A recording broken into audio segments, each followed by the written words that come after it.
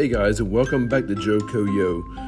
And this is the second episode that so far I've made in 2021. So glad 2020's behind us. But this episode, I don't know. You may want to get yourself ready. This one is one of the longer ones that we've had, but, well, y'all, it's absolutely worth it. One of the better ones I think that we've done so far. It's deep. Hope you're holding on to something. Now, there has been much conversation in this podcast about Native American history and Scottish history and the interaction with settlers in eastern and central North Carolina.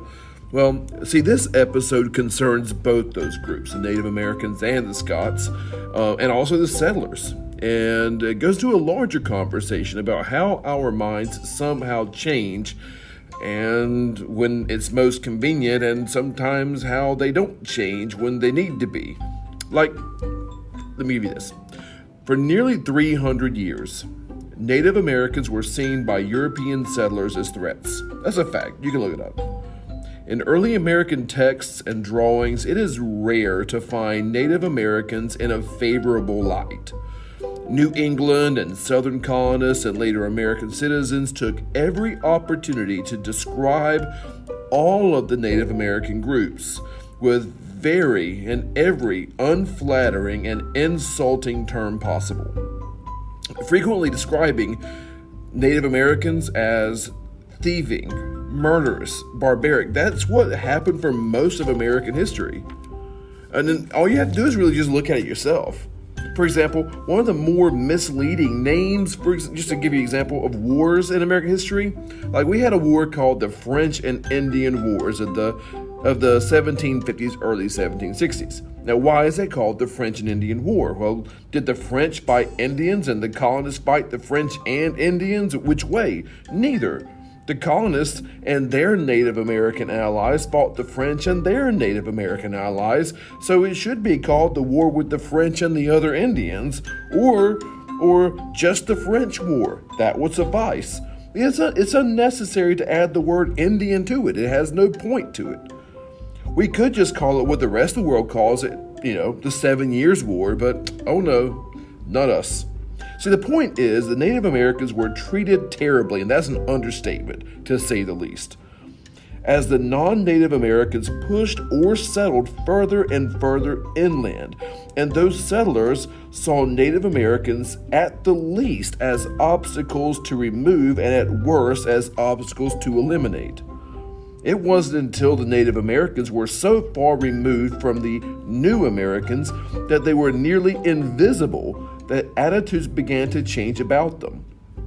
Beginning in the mid to late 1800s, Native Americans began to be put on display in traveling shows or even in circuses for these new American audiences. Now, they were rare enough that children saw them as something foreign, even though they were here first. They saw them as something strange, but not dangerous. It wasn't until the late 1800s and early 1900s that Americans began to call Native Americans, quote, noble savages, end quote, and look on them as relics and part of a world that no longer existed and began to romanticize them. In other words, the Westerns of the 1950s portrayed the Old West complete with horses and cowboys and Native Americans because by that point, it was old. Native Americans and their lives went, in American opinion, from threat to basically harmless, and even something to romanticize once they were nearly all gone. And it's not just the United States, though, that did it this way. I mean, the same thing happened in Australia as that continent was being settled and the original inhabitants were being displaced to the point that they were pushed to survive in limited numbers in the deserts. Same thing happened in New Zealand's history. Again, settlement pushed people out to the very fringes. Same thing with South Africa's history. Settlement by Europeans pushing the native inhabitants to the very fringes, and also for a large portion of Canada's history. Interest in the original people of those places only went up as their populations went down. people would only talk about them when they were no longer afraid of them. The same thing happened in Britain. See, for most of early British English history, there was warfare between the two main groups of people that lived on the British island, the main British island. You had some people. You had people that were Kentish. Kentish people through in early English history fought the people of Essex. The Anglian kingdom fought the Mercian kingdom, and so forth, until the kingdoms of southeast Britain, or southeast England, I should say, were merged into one, Anglia, which is where we get the word England. And all that remained by the late Middle Ages was Wales, which was then taken and combined with England to create the United Kingdom. The last people to be brought into the United Kingdom were the ones that were the most determined to remain independent and the hardest to conquer. As a consequence, England was determined to unify the island, and Scotland, the last kingdom remaining, was determined to remain independent. Of course, this led to war.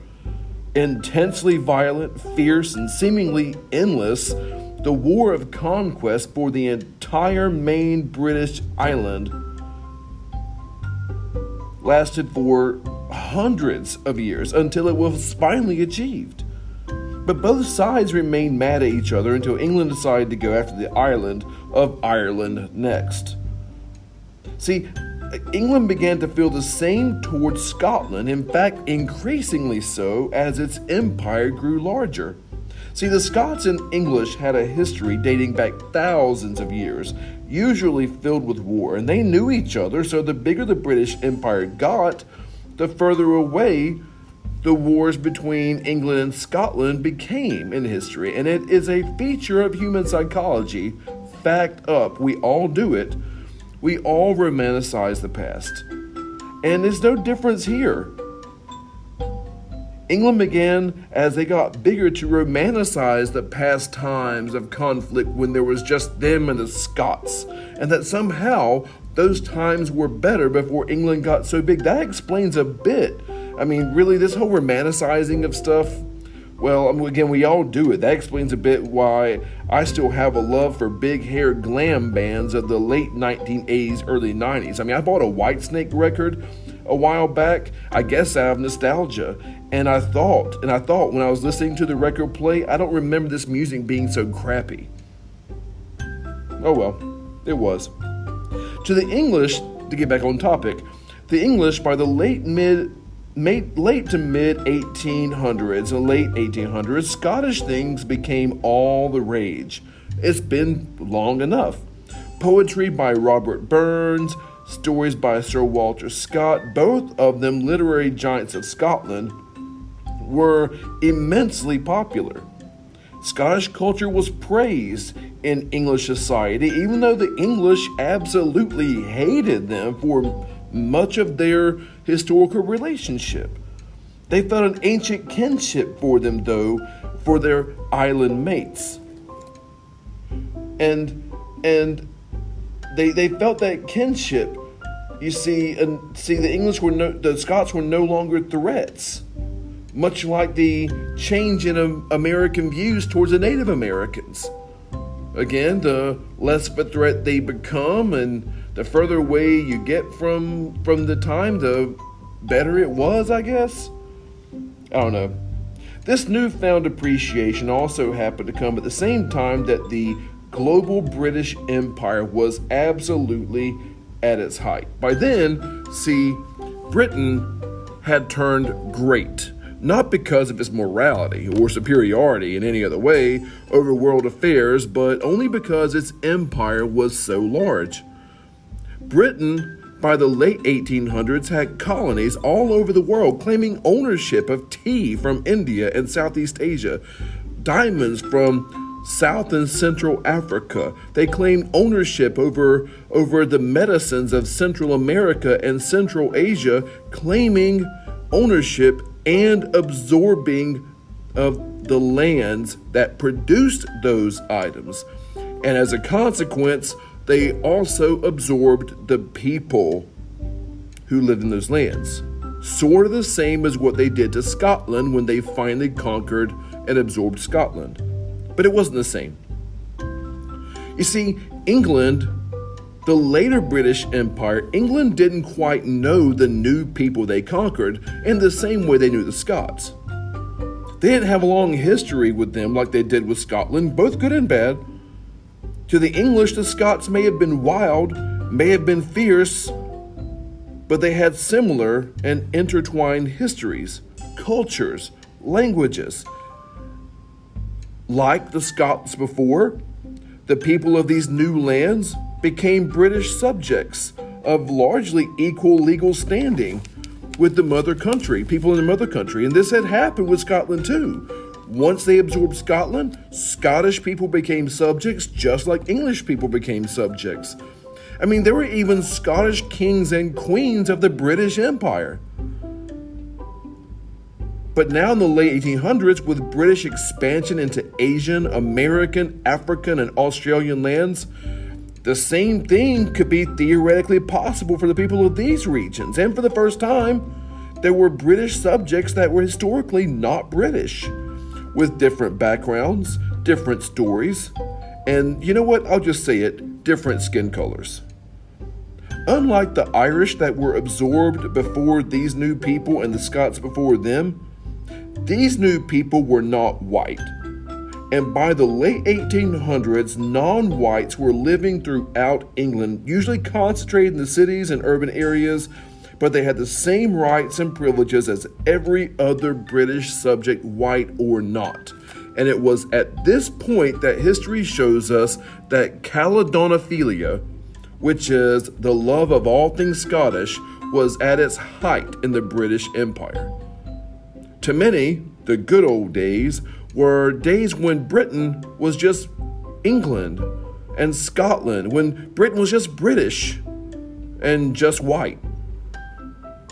So as England became less white, many white English, again not all, but many white English began to look at white Scotland to help them solidify their own sense of nationalism, their own sense of pride, their own sense of heritage, before they got intertwined with people from other places.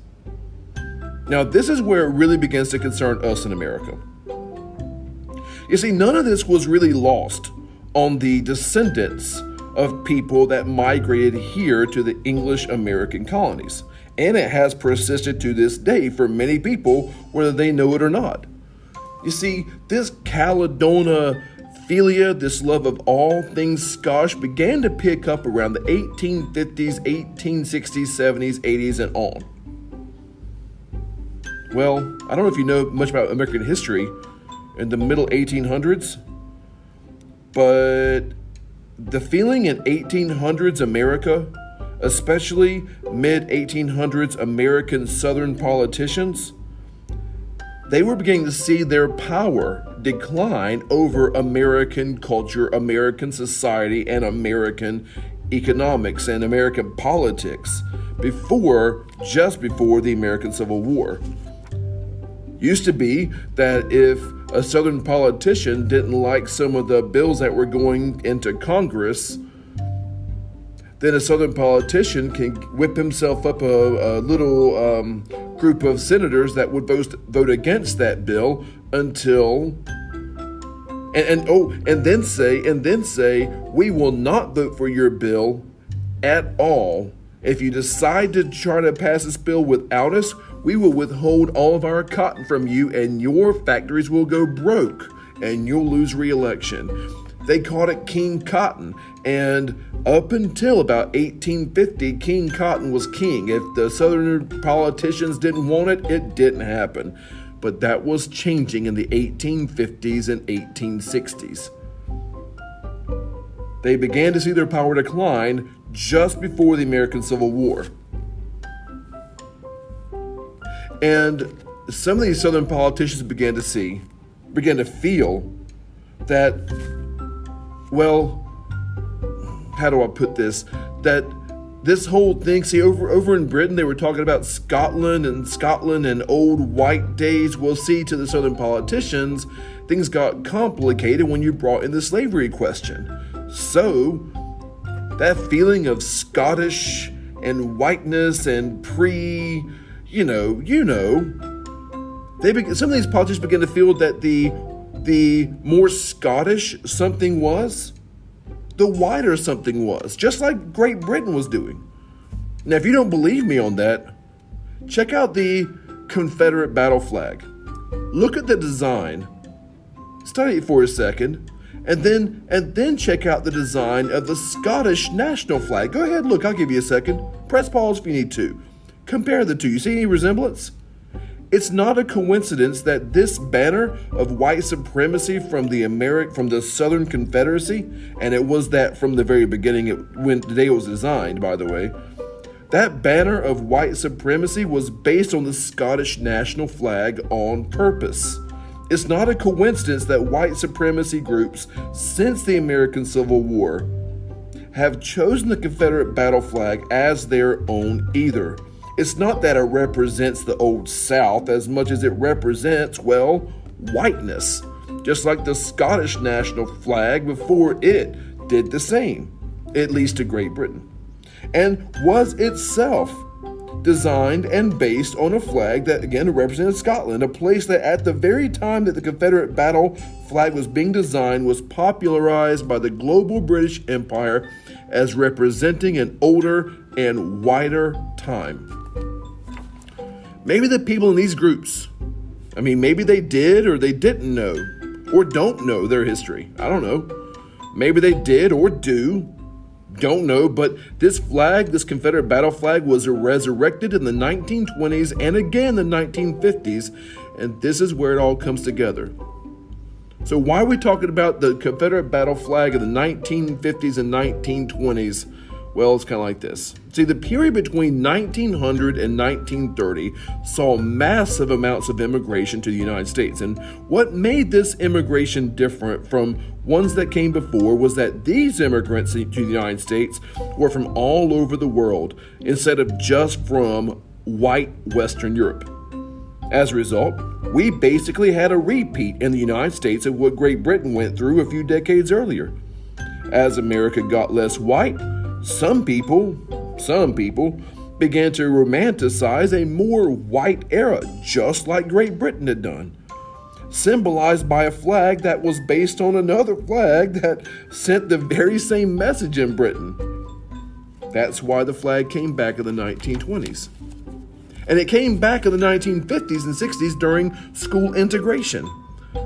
Some parents and even non-parents were absolutely livid that their children's schools would, by definition, be less white, and that aside from moving, there was nothing that they could do about it. But they could raise that flag again, like some did in the 20s, who themselves were knowingly or unknowingly just repeating the same history that some British people made when they glorified Scotland when they used to hate them. Some of the more extreme resistance to school integration involved violence and protests and the rebirth of that flag. Sure, we see it, it's documented well, but one method of resistance to the integration of schools was a bit more subtle, and it was better seen in North Carolina in the 1950s, 60s, 70s, and 80s than anywhere else in the United States. During school integration, Arkansas had its violence, and as did Alabama, Mississippi, South Carolina, etc. But resistance looked different in central North Carolina, even if it looked to the same place for inspiration. See, in the 1950s and 60s, right in the middle of school integration in America, something else was happening in central North Carolina that was happening nowhere else. Something big was happening here. And certainly it was not happening anywhere else in the South. See, in the 1950s and 60s, North Carolina, central North Carolina in particular, experienced its first wave of mass immigration in our history. It was taking place as the Research Triangle Park was opening. And businesses such as IBM were moving large portions of their corporations and their production and the employees along with their money to our area, being attracted to tax breaks and friendly business environments. People moved from places like upstate New York to help the company set up here. They brought themselves, they brought their money, they brought their families, they brought their kids, nearly all of whom were white. I said nearly, not all. They brought their kids, nearly all of whom were white, to a state that was struggling with itself on the issue of school integration. Even though people came with those businesses that, well, I'll put it this way, enough of them came with those businesses to places that bordered the Research Triangle Park. Some of them at the time were just crossroads communities. Well, those communities, those little teeny crossroads, began to turn into full-fledged towns because so many people were coming. And some places that appear on North Carolina maps in central North Carolina from the 60s, 70s, and 80s didn't even exist at all prior to the park's opening in the 50s. Hardly any place in North Carolina grew and changed quite as much as the tiny railroad town of Cary, which had a population of only 1,146 before the opening of the park 70 years ago, but who now has a population of nearly 200,000. It had population increases in the 1950s. From 1950 to 1960, Cary's population grew 132%. From 60 to 70, it grew 129%. It grew 183% from the 70s and 80s, 101% population increase, and 115% population increase in the 80s and 90s. Nobody saw growth like Cary. These people that were coming, they had to have a place to live, which means a lot of land was needed and in a hurry. Farms were bought up by developers and quickly converted into homes. Like, for example, think about the naming of Kildare Farm Road. Right in the middle of school integration in North Carolina, which was not lost on some developers who were inventing brand new neighborhoods where tobacco fields sat just a couple of years before. Again, that's a lot of people moving in to this part of the state, all needing a place to live and to raise their children, who, again, I need to emphasize, nearly all of them were white. You see, like most states, North Carolina's public schools had, nearly all of them still do, attendance boundaries. Districts, meaning that the school a child attended was based on the area he or she lived in. So each school was then more or less a community school.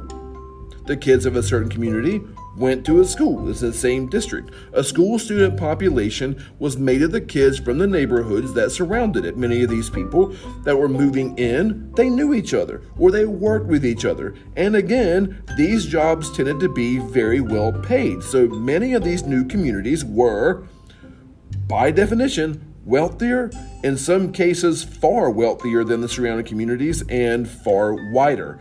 That means the schools that were fed by these communities also were wealthy and white. And what historically screams white more than Scotland?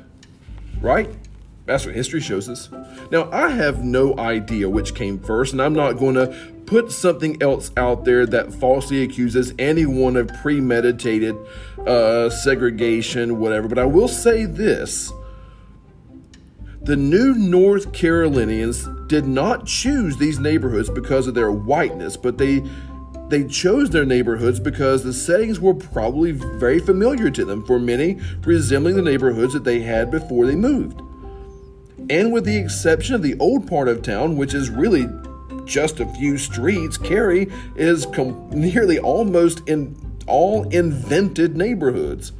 Invented neighborhoods with invented names that have little to nothing to do with the town's history. Nearly all the people that I have ever met from some of these neighborhoods are excellent people, but it does seem to me to be more than a little coincidental that many of these older invented neighborhoods from the 60s and 70s and 80s were 1. Nearly all white, 2. Far wealthier than the surrounding non-neighborhood communities, 3. Established during North Carolina's period of school integration, and 4. Had neighborhood names that sounded very, very Scottish. For example, give you a list of some names in Cary, old neighborhoods in Cary. Lockmere, which includes Lockmere Greens, Loch Winds at Lockmere, McGregor Downs, Highcroft. All these are very Scottish names. Lochside Glen, Highcroft. I think I already mentioned those. Brandywine, Lockridge, Highland Park, Highlands. How do you get more Scottish than Highlands? Ardmore from Old Celtic, Briar Cliff. There's even a neighborhood called Scottish Hills. We didn't have massive Scottish immigration into Cary. Now you could also, if you want to just, branch that further out, you can name your neighborhoods after places in Old England. Again, a period of whiteness. Oxford Square, Canterbury Woods, Preston West and Tatton, Samuel's Keep, Downing Village, Waterford. These places are not historically Cary. These are carryovers, pardon the pun, of other times and places. Now, I'm not saying at all that the naming of these neighborhoods was designed to attract white people that did not want their children's school to be integrated. But I will say that it does flow with history. That the mental image that is conveyed when you think of a neighborhood called McGregor Downs or Lockmere, well, I will say an image of white kids playing in well-manicured lawns, golf courses, and tennis courts, well, that comes to my mind. In a way that tobacco fields that those neighborhoods were built on do not. And I don't think that it's much of a stretch to say that it appears to be on purpose. Indeed, history may well explain why there are so many Scottish place names in a town that used to be surrounded by tobacco fields, and why, when Shakespeare said that all the world's a stage and all the men and women merely players, they have their exits and entrances. Well, if I may be bold, if I'm going to add to that line, to say that not only are men and women playing parts on the stage, but they're also following scripts for a play that has been performed over and over and over with only minor variations. Major variations that make your part stand out only come about when you truly understand the purpose of those lines enough to know why things are being said or done when they are. It is only when that understanding is reached that a performance becomes something absolutely memorable. And until that point, we just keep reciting the same lines the same way. And why North Carolina, maybe not even knowing it, just repeated the same performance as England a century earlier. There's that old saying by George Santayana that he who does not learn from the past is doomed to repeat it. Preach it, brother.